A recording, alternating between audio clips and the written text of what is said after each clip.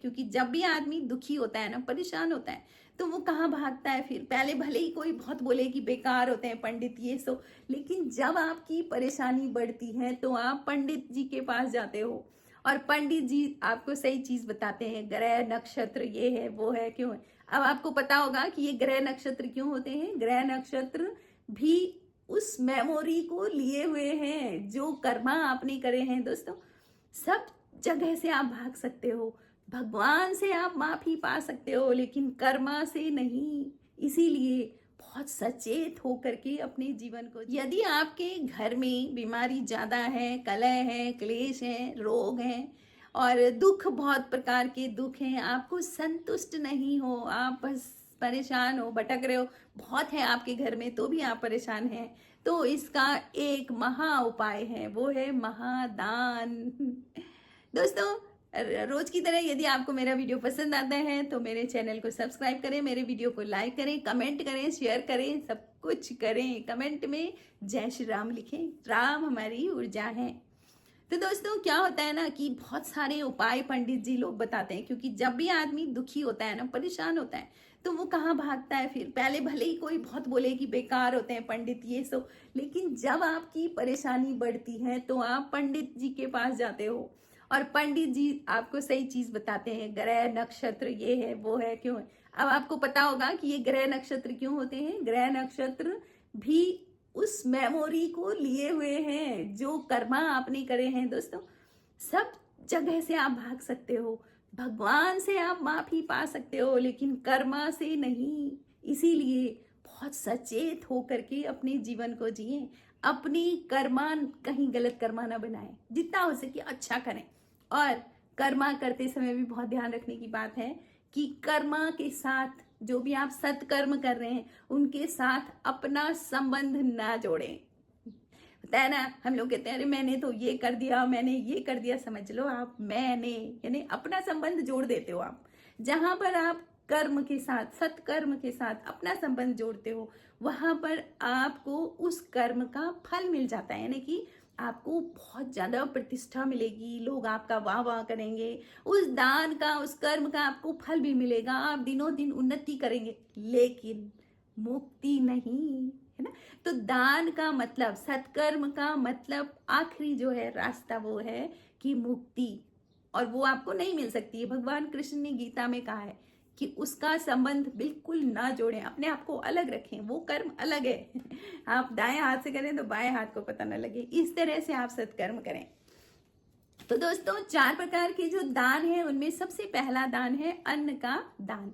कहते हैं कि अन्न दान सबसे बड़ा दान है, क्योंकि भूखे पेट भजन नहीं होता। अगर आपका पेट भूखा है, आपको अंदर से बहुत भूख है, तो आप भजन नहीं कर सकते। भजन करने के लिए तो समय लगाओगे, और समय तब लगाओगे जब आप तृप्त होगे ना। तो इसीलिए अन्न दान सबसे बड़ा दान कहा गया है। दोस्तों, आपको एक चीज जाननी है कि जिस चीज की आपके जीवन में कमी है ना, आप उसका दान करना शुरू करो। ठीक है, मतलब उसको देना शुरू करो। ठीक, अगर आपके पास पैसों की कमी है ना, तो पैसों का दान करो। अब आप बोलोगे कैसे, हम तो कमी में है। कमी में है, कोई बात नहीं, आपके पास 100 रुपए, आप 10 रुपए दो, है ना, लेकिन वो दान आपको अमीर बनाएगा, और कोई नहीं बना सकता अमीर। ठीक है, या तो आपके पूर्व जन्म का किया हुआ दान, सत्कर्म आपको अमीर बनाएंगे, या पूर्व जन्म में नहीं है सत्कर्म, तो यहाँ देना शुरू करो। अमीर नहीं भी बनोगे ना, पर आप देना शुरू करो, आप आगे जाकर के अपने कर्म सुधार रहे हो। तो पहला दान है अन्न का दान। अन्न दान सम दान नहीं, तिथि द्वादशी समान, गायत्री सम मंत्र नहीं, देव न मात्र समान। तो ये हमको कहा गया है कि अन्न दान के समान कोई दान नहीं है, और माता के समान कोई देव नहीं है। मंत्रों में गायत्री मंत्र उच्च है, और किसी द्वादशी तिथि को दान किया जाता है। दोस्तों, एकादशी का व्रत रखा जाता है, एकादशी को चीजों को छोड़ा जाता है, अन्न को बिल्कुल हाथ भी नहीं खाना नहीं है, ना अपने चिड़ियों को दाना देना है, ना कुत्ते को खिलाना है, ना अन्न आप, क्योंकि आप अन्न नहीं खा रहे हो ना, तो आपने किसी को देना भी नहीं है। लेकिन द्वादशी को आपने अन्न खाया, आपने चावल भी खाए, तो द्वादशी को आपने खूब अन्न दान करना है। तो ये है सनातन में कि कब दान करना है। दोस्तों, दूसरा दान है गोदान। गाय माता के अंदर सारे देवता होते हैं।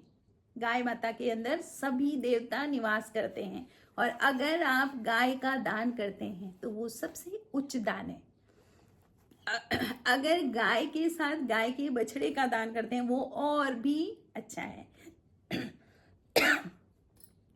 लेकिन दोस्तों आजकल ना लोग शादियों में गाय दान, हमारे यहाँ सनातन में गाय दान का महत्व है ही। आपने कन्यादान करा है उससे पहले आपको गाय दान करनी है। आपके घर में अब जब किसी की डेथ होती है तो वहां पर भी गाय दान करना है, गौदान करना है ना। लेकिन लोगों ने क्या सीख लिया कि गाय वाले से बोलते हैं गाय ले आ, और फिर वो गाय लाता है और थोड़ा थोड़ा घुमा करके और फिर उसको थोड़े बहुत पैसे देके उसको भेज देते हैं। तो अब क्या करें, लोग भी मजबूर हैं ऐसा करने पे। लेकिन सच बात यह है कि आप पूरी गाय खरीद के लाएं।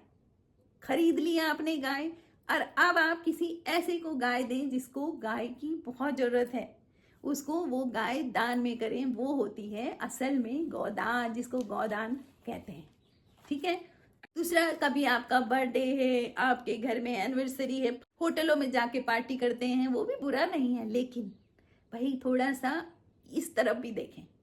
आप अपने बर्थडे वाले दिन बहुत सारा चारा खरीद के गाय माता के लिए ले जा सकते हो। बहुत सारा गुड़ लेकर के गाय माता के लिए ले जा सकते हो, गाय माता को दान कर सकते हो। और अगर आप उधर की पार्टी तो कर रहे हो और इधर नहीं देख रहे हो ना, तो आप दूसरा रास्ता अपना बंद कर रहे हो। तो पार्टी करो, बहुत अच्छी बात है। आप आदमी के पास जो है ना वो उसको शो ऑफ भी करना चाहता है। क्यों क्यों भाई, मेरे पास इतना है और मैं चुप बैठी हूँ तो क्या फायदा। उसे लगता है मैं कहीं दिखाऊं जरा, तो उसके लिए उसको बड़ी बड़े होटलों में पार्टी करनी होती है। लेकिन करो, बहुत अच्छी बात है, पार्टी करो, लेकिन गाय माता के लिए चारा जरूर उस दिन दान करो। चारा खरीद के ले जाओ, वहीं से खरीदो, वहीं गाय माता को दे दो। तो ये काम जरूर करो। अगला है विद्या का दान। विद्या, अगर आपके पास कोई विद्या है, आपके पास कोई ज्ञान है, आपने तप किया है और आपको कुछ मिला है, और उस लेसन को आप अगर लोगों को बताओगे तो विद्या का ज्ञान हो गया। और विद्या का ज्ञान सबसे बड़ा दान है। उसको जितना हम देते हैं वो बढ़ता है। ये है विद्या दान में क्या है, आपकी जेब खाली नहीं होगी कभी, वो बढ़ेगा। वैसे तो सभी दान बढ़ते हैं, लेकिन विद्या दान एक ऐसा है कि सामने सामने बढ़ रहा है। मतलब वो तुम्हारा जा ही नहीं रहा कुछ, अब तुम्हारी बुद्धि में जो है तुमने वो बोल दिया, दूसरे को दे दिया वो।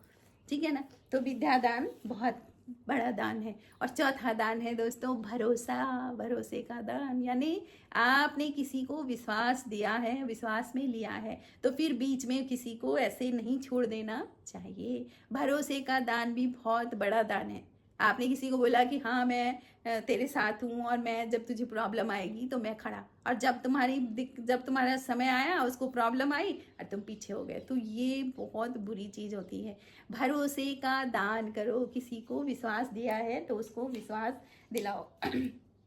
1 लाख गाय को कसाई से कटने से बचाने के समान है भरोसे का दान। इतना ज्यादा उसका फल है। ठीक है। तो इस तरह से इन 4 दानों को आप करें। और मैं तो यही कहूंगी कि उपाय तो करते हैं लेकिन भाव से हो। पंडित जी ने बोला है मेरा इतना खर्चा हो गया, ऐसा कभी ना करें। अगर पंडित जी ने बोला है कहीं दान करने को तो बिल्कुल भाव से सॉरी फील करते हुए कि मैंने जो बुरा करा था वो सब मेरा खत्म हो जाए। और इस तरह से अगर आप उपाय करेंगे ना तो 100% उपाय काम करेंगे। और आप दिखा रहे हो कि मैंने इतना, पंडित जी ने मुझे बोला था।